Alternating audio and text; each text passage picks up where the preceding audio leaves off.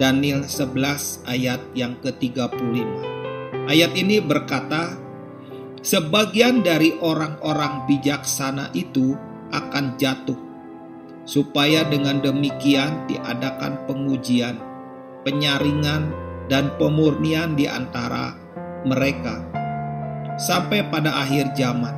Sebab akhir zaman itu belum mencapai waktu yang telah ditetapkan. Kalau kita perhatikan dari ayat ini, maka kita menemukan kalimat-kalimat penting yang sekarang sedang terjadi atas umat Tuhan. Kalimat penting yang pertama adalah pengujian.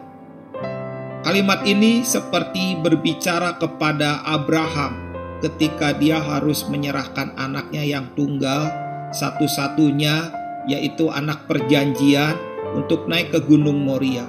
Pada saat itu Abraham mengerti bahwa itulah sebuah ujian. Karena itu dia berkata kepada bujangnya, tetaplah kamu di sini, kami akan pergi ke gunung untuk menyembah. Kami di sana akan sembahyang. Kami di atas gunung akan melakukan satu penyembahan kepada Tuhan.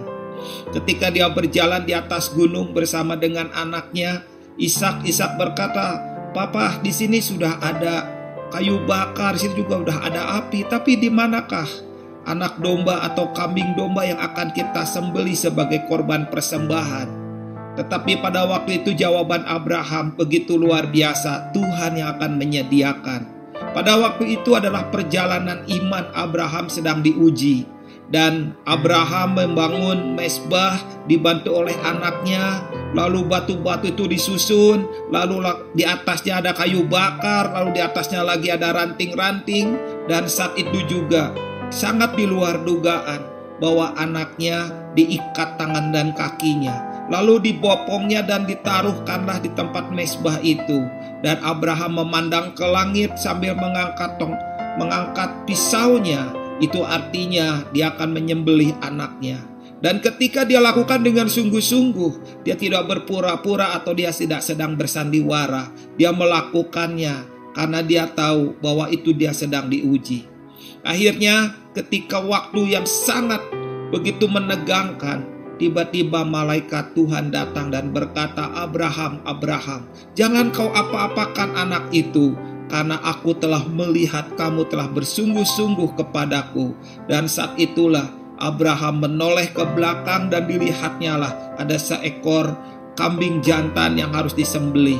Dan saat itulah kita mengerti bahwa apa yang disebut dengan Jehovah Jireh, Tuhan yang menyediakan, di mana perjalanan itu dimulai dengan ketaatan, di mana perjalanan itu dimulai dengan penyembahan, sampai akhirnya kita tahu Tuhan menyediakan.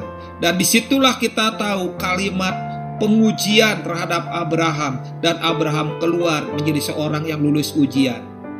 Lalu kalimat kedua yang kita lihatlah penyaringan. Ketika kita lihat dalam Alkitab, kisah penyaringan adalah kisah pasukan Gideon. Pada waktu itu ada 10.000 orang yang siap pergi berperang. Mereka tidak takut, mereka siap untuk pergi berperang. Tapi Tuhan katakan masih terlalu banyak. Tadinya ada begitu banyak, tapi sudah disaring menjadi 10.000. 32.000 menjadi 10.000. Tetapi Tuhan masih berkata, masih terlalu banyak. Suruhlah mereka minum.